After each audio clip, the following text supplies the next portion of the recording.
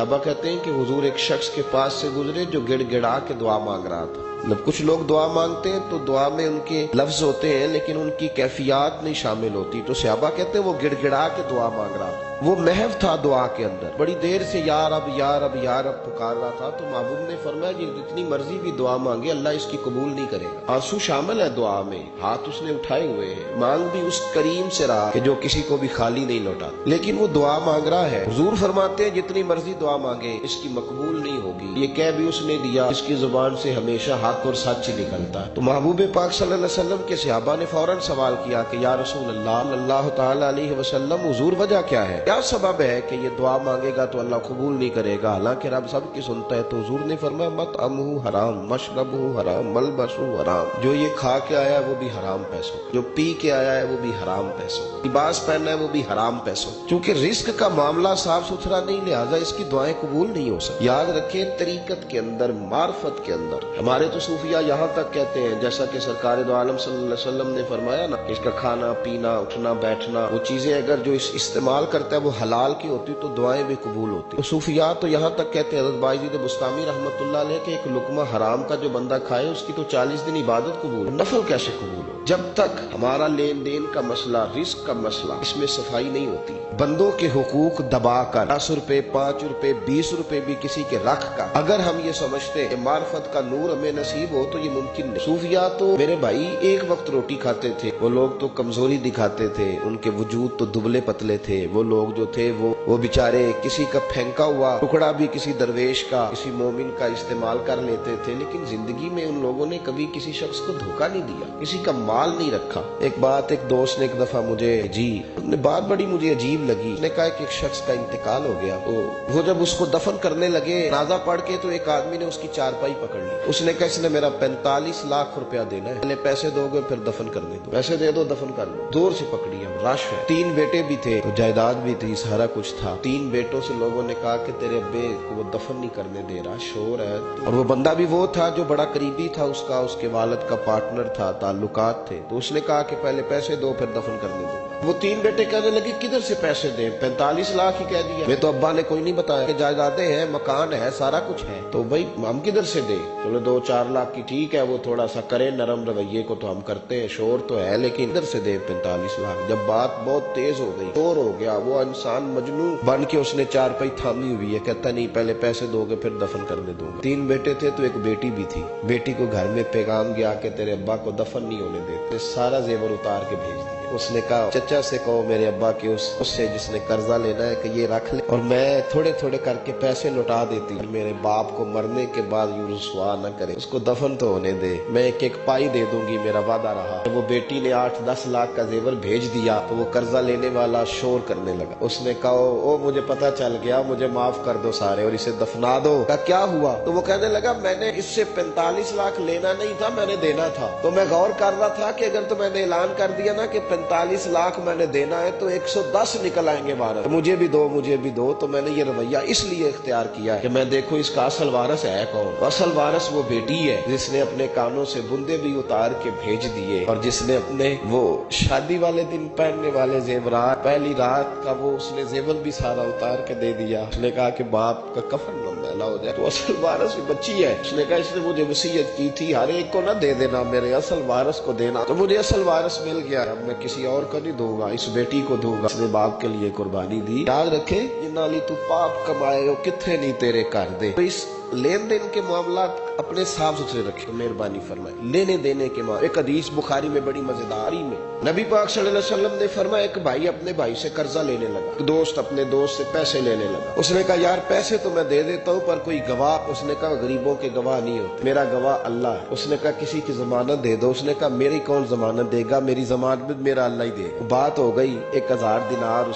उसको बात बड़ी पसंद आई, कहा अल्लाह के नाम पर तू कहता है, अल्लाह भी गवाह है हमारे दरमियान और अल्लाह ही जमानती है, तो ले ले पैसे। 1000 दिनार दे दिए। वो बंदा दरिया के पार चला गया, मेहनत। ये देखें, अब इस हदीस से आप दर्स देखें, ये हिकायत नहीं, ये मेरे रसूल पाक का बयान किया हुआ फरमान। इसकी सदाकतों पे देखें, और बुखारी की हदीस के जुमले कितने हसीन है। नबी पाक सल्लल्लाहु अलैहि वसल्लम ने फरमाया, वो जिसने पैसे लिए बतौर कर्जा, वो दरिया के पार चला गया, मेहनत मजदूरी करता रहा। जब मुकर्ररा वक्त आया तो उसने 1000 दिनार वादा किया था, फलां तारीख को दे दूंगा। उस तारीख को उसने 1000 दिनार लिए और दरिया के किनारे पहुंच गया कि मुझे कश्ती मिले तो मैं उस तक पहुंचाऊं। लेकिन उसने इत्तफाक के उस दिन कश्ती कोई ना मिली, बड़ा इंतजार किया, कश्ती कोई ना मिली। उसने एक लकड़ी ली, लकड़ी को अंदर से फाड़ा, लकड़ी होती है ना बांस की तरह, अंदर सुराख बन जाता है, बन जाती है। उसने अंदर से उसकी खुदाई की, उसके अंदर उसने 1000 दिनार रखा और एक रुका रखा कि भाई मैं पहुंचना चाहता था लेकिन मुझे कश्ती नहीं मिली तो मैं 1000 दिनार रख रहा हूँ। जिस रब की जमानत पर मैंने लिए थे, मुझे उम्मीद है रब तुझ तक पहुंचा देगा, मुझे उम्मीद है अल्लाह पहुंचा देगा तेरे तक, मुझे उम्मीद है पहुंचाएगा। ये कह के उसने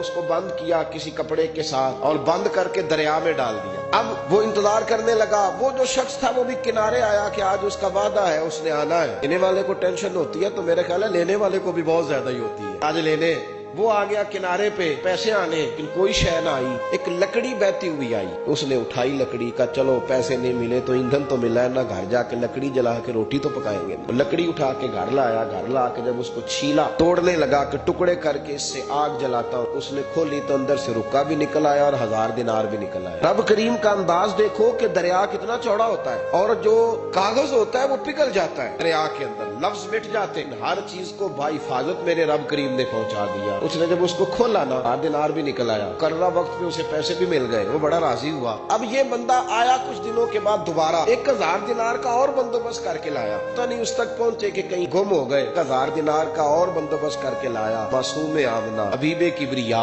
सैयद कौन मकाम सल्लल्लाहु अलैहि वसल्लम किस हुस्न के साथ अपनी उम्मत को हसीन अखलाक सिखा रहे हैं। नबी पाक अलैहिस्सलाम फरमाने लगे, गुलामों एक और 1000 दिनार लेके दरवाजे पे आया और दस्तक दे के कहने लगा, मेरा रब गवाह है कि मैंने कोशिश की थी पर मुझे कश्ती नहीं मिली। मेरा रब गवाह है कि मैंने हिम्मत की थी पर मौका नहीं मिला। क्या जानता है जिस रब की जमानत पे मैंने तुमसे पैसे लिए, मेरी कोशिश पूरी थी पर मौका नहीं मिला, मैं आया हूँ पैसे रख ले। उसने कहा, अगर अल्लाह तेरे और मेरे दरमियान गवाह था फिर वो करीम भी बड़ा है। तूने दरिया में डाले थे तो रब करीम ने बाहिफाजत मुझे पहुंचा भी दिए और तेरी इज्जतों को उसने बरकरार रखा है। दिल में तेरी गोया कदर बढ़ गई है। भाई रब करीम पे भरोसा करे, जो अल्लाह पे भरोसा करे, इरादा करे। इस तरह की एक और हदीस सियासता में मौजूद है। नबी पाक सल्लल्लाहु अलैहि वसल्लम ने फरमाया, एक बंदे का इरादा था कर्जा देने का, उसका प्रोग्राम था वापस करूंगा पैसे, मेहनत कर रहा था, जद्दोजहद कर रहा था, कोशिश थी, वो तो उसकी सही थी, माने का 1% भी इरादा नहीं था, कोशिश जारी थी, हिम्मत कर रहा था, फौत हो गया। या रसूलल्लाह अब क्या बनेगा? अगर सूफिया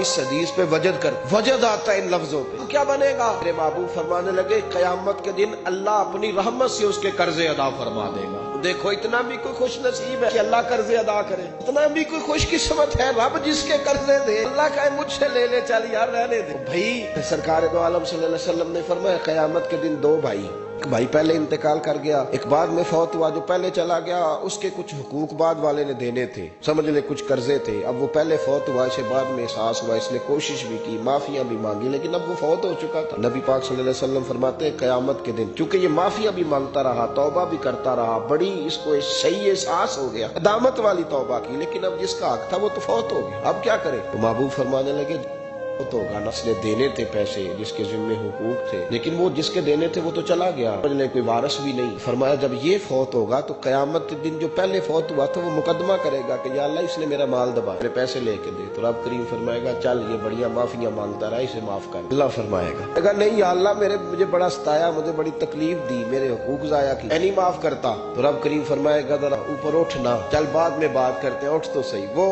जन्नत में एक महल बना हुआ है, जरा उसकी तरफ तो नजर डाल। उसने नजर डाली तो यहाँ तो कोई अच्छा इंजीनियर बनाए कोई मकान, तो नजर जो है वो हटती नहीं। तो जिस मकान को रब तैयार फरमाए, जिसको अल्लाह बनाए, उससे नजरें कैसे हटती होगी? उसने देखा तो देखता ही गया। अर्ज करने लगा, मौला ये किसका मकान है? तो महबूब अलैहिस्सलाम फरमाते हैं, रब करीम ने फरमाया, उसका है जो इसकी कीमत देगा। कहा, या अल्लाह कौन कीमत देगा? फरमाया, तू भी दे सकता है। या अल्लाह मैं गरीब फकीर, मैं कैसे कीमत दूं? तो अल्लाह फरमाएगा, चल तो अपने भाई को माफ कर दे, मैं महल तुझे दे देता हूँ, तू माफी दे दे, महल तेरा हुआ। तो हुजूर फरमाते 3 दफा बोला, कहने लगा, या अल्लाह मैंने माफ किया, या अल्लाह मैंने माफ किया, या अल्लाह मैंने माफ किया। अल्लाह फरमाएगा, फिर भाई का बाजू पकड़, वो एक महल नहीं, वो एक ही नक्शे के 2 बनाए हुए हैं, इसका बाजू पकड़, दोनों जन्नत में चले जाओ, मैंने तुम दोनों के लिए घर बना दिया है।